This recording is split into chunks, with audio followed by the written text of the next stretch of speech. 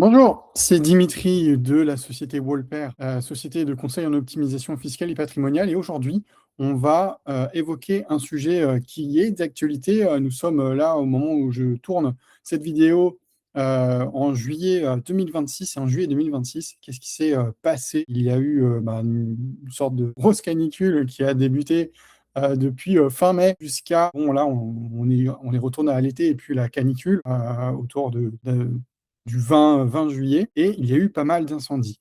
Localement, on a eu notamment un incendie assez important qui a brûlé plus de 2000 hectares. Il s'agit de l'incendie de la forêt de Fontainebleau. Et là, vous allez me dire, mais pourquoi il parle d'incendie, de forêt, alors que c'est le domaine, c'est la gestion de patrimoine? Eh bien, justement, les forêts, c'est des investissements qu'on vient proposer via des fonds, ou du moins j'en ai deux ou trois en tête, qu'on utilise et qu'on conseille à nos clients en fonction du type de stratégie fiscale, l'impôt sur la fortune immobilière ou la transmission, d'investir dans des fonds avec des forêts avec lesquels on travaille. Là, tout de suite, l'actualité nous amène et amène les clients à se poser la question, mais les forêts, ça va, enfin voilà, ça brûle, comment ça fonctionne, si j'investis dans une forêt qui brûle. Donc il y a pas mal de choses auxquelles on va pouvoir répondre. Chaque été, et légitimement, on peut se poser cette question.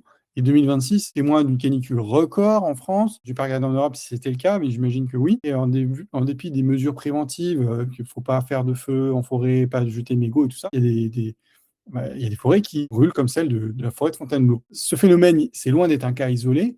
Et en fait, c'est des forêts, en général, qui étaient plus au sud, qui se mettent à brûler. Mais même en ayant échangé avec des Belges, eh bien, en Belgique, ils ont exactement la même problématique de forêt qui se retrouvent à brûler. Déjà, on va rappeler un petit peu la situation actuelle. La France, elle compte plus de 17 millions d'hectares de forêt. Au 15 juillet 2026, ce sont plus déjà de 40 000 hectares de forêt qui ont subi un incendie sur 17 millions. Au final, c'est pas si énorme en France, en tout cas, avec plus de 11 000 départs de feu au total.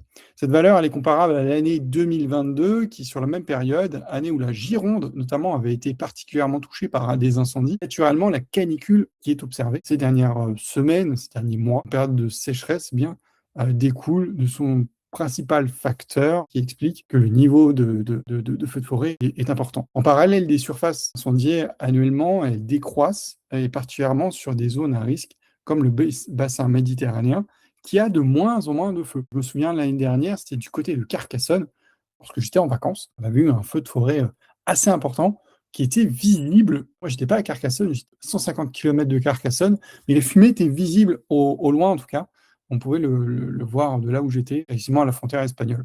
Cette diminution structurelle s'explique par la mise à disposition de moyens de lutte performants contre le feu, tel l'investissement d'ailleurs dans les pistes d'accès et des réserves d'eau dans les forêts, les obligations de débroussaillement et les interdictions de fréquentation des secteurs sensibles, des sensibilisations grand public, même si parfois c'est très souvent des mots qui sont liés à du bon sens.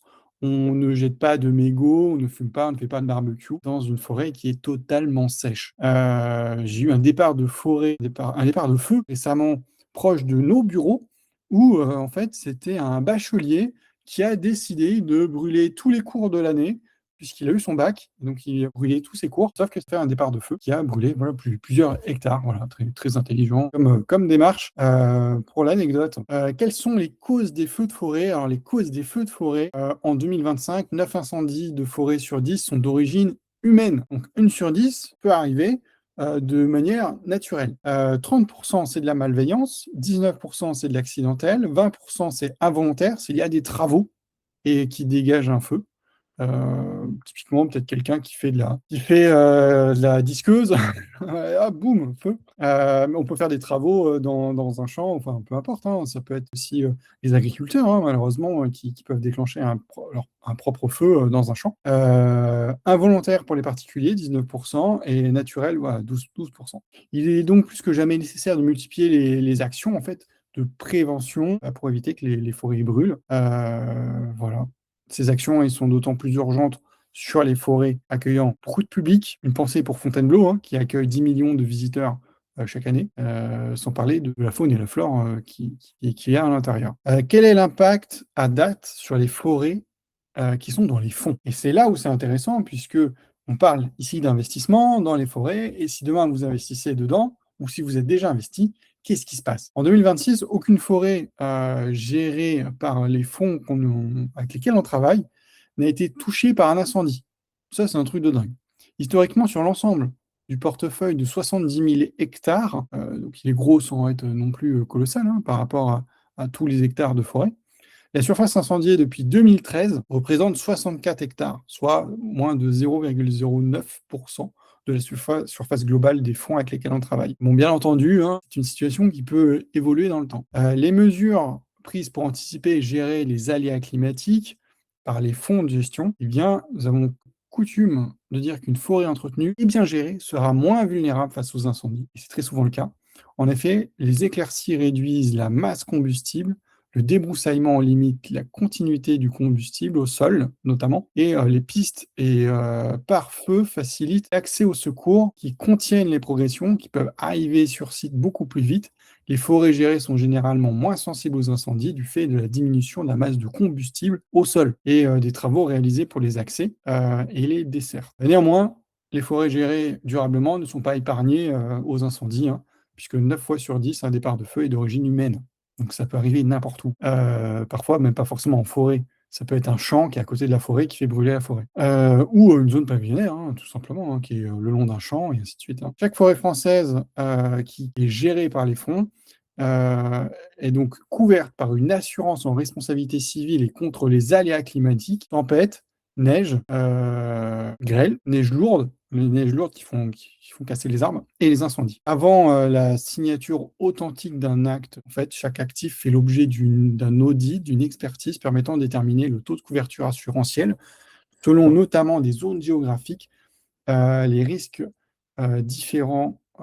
Beaucoup sont dans des départements et les essences présentes bah, dans les forêts. Savoir que la plupart des fonds avec lesquels on travaille ne sont pas à mono-essence au niveau des forêts. Donc, une essence, par exemple, de l'acacia ou du chêne. Eh bien, en fait, c'est vraiment différentes essences dans les forêts parce que le fait d'avoir une forêt mono-essence crée un risque de maladie plus important. En effet, en tout cas, le peuplement mature possède un profil de risque et incendie très modéré. Les diamètres sont plus importants et plus le diamètre est important, moins la chaleur engendrera de mortalité, ainsi de pertes financières lors de la vente du bois post-incendie. Par exemple, les bois de plus de 20 cm de diamètre qui ont brûlé lors des incendies landais en 2022 ont certes succombé aux flammes, mais leur quantité de bois n'a pas été impactée et ils ont pu être commercialisés dans de bonnes conditions, puisque c'est surtout là que vient le revenu des forêts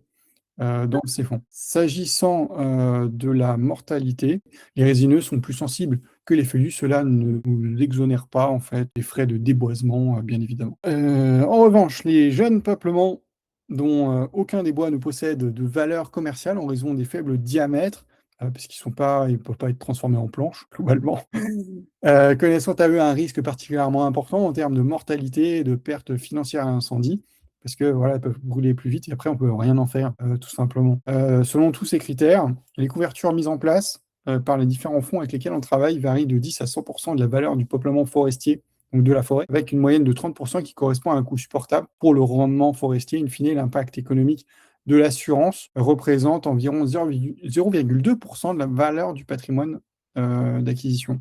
Toutefois, c'est un niveau de couverture qui est vraiment important. Rappelons également que près de 90% des propriétaires de forêts n'ont pas souscrit d'assurance en cas de forêt qui brûle. De plus, les plantations post-incendie sont aujourd'hui éligibles au label bas carbone du ministère de la Transition écologique permettant de générer et vendre des crédits carbone qui peuvent venir s'ajouter aux indemnisations d'assurance. Voilà, nos fonds, en tout cas, sont pleinement mobilisés avec un réseau d'experts forestiers afin de transmettre les meilleures remontées d'informations. Et j'espère que ces malheureux événements de forêt, outre les conséquences économiques, qui chamboulent la diversité et la séquestration du carbone à court et moyen terme, se traduisent par un accompagnement national de renforcement des moyens humains, car d'être le cas, et matériels, afin de préserver notre patrimoine naturel. J'espère que cette vidéo vous a plu et que de toute façon, les forêts avec lesquelles on travaille sont assurées et qu'il n'y a pas vraiment d'impact très important sur les forêts de nos clients qui sont investisseurs dans ces fonds. Vous pouvez y aller. vous pouvez, investir, dans ces forêts. Pour, en savoir plus, vous avez un lien ci-dessous pour prendre rendez-vous avec nous. On réalise un audit, sur votre, situation, vos objectifs, vos projets.